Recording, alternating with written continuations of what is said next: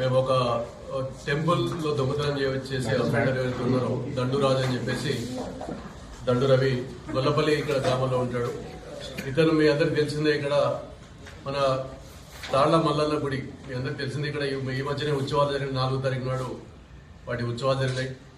ఉత్సవాలు జరిగినప్పుడు ఇవన్నీ చూసి మన నేరస్తులు ఎవరైతే ఉన్నాడో అవన్నీ చూసిన తర్వాత అక్కడ ఇంత మన దగ్గర ఉన్న ఈ వెండి నగలు ఇవన్నీ చూసి అక్కడ దొంగతనం చేయాలనే ఉద్దేశంతో 6వ తారీఖు రాత్రి అక్కడికి దొంగతనం చేసి ప్లాన్ చేసుకున్నాడు.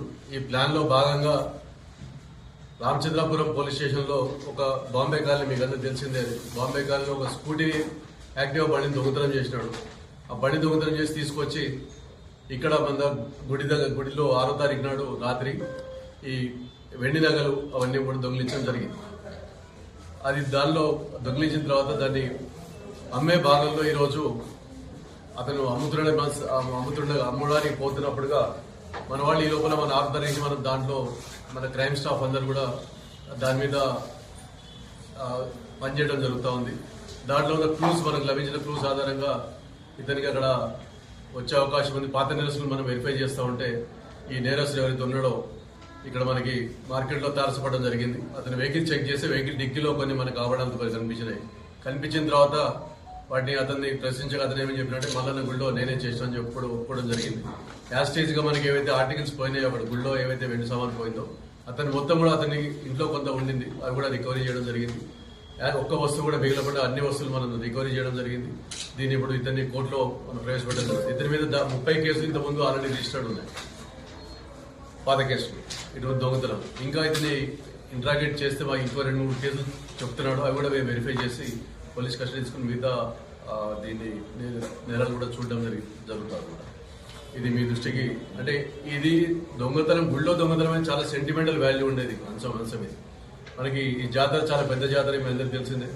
కాబట్టి ఎంతో మంది మనోభావాలు దీంట్లో దెబ్బతింటాయి. గుళ్ళో పోతే వస్తువులు అందరూ మనమంతా చాలా బాధపడతాం. కాబట్టి ఇది ఎంబడే మన వాళ్ళు ఒక 3 days లోపల ఈ కేసును డిటెక్ట్ చేయడం జరిగింది.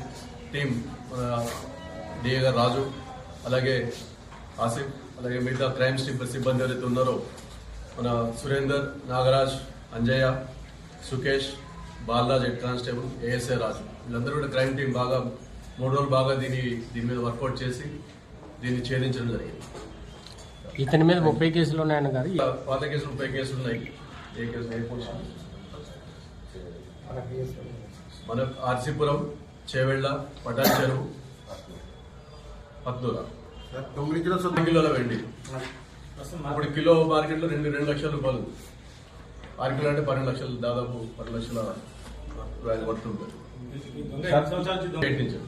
హుండీ కూడా చోరీ చేశారన్నారు. అది హుండీ అండి, దేవాలయంలో అంటే అంత ఎక్కువ అమౌంట్ లేనట్టుగా తెలిసింది. దాంట్లో మళ్ళీ మెయిన్ వాల్యుబుల్ ఐటమ్స్ అన్ని వాళ్ళు కంప్లైంట్ ఇవ్వడం జరిగింది. అంటే అప్పటికే హుండీలో తీసేసినారు, అప్పటికి మొత్తం వాళ్ళు తీసి లెక్క పెట్టి బ్యాంకులో పెట్టడం జరిగింది. వాటిని డబ్బులు పోలేదు. ఇప్పుడు ఈసారి చేసి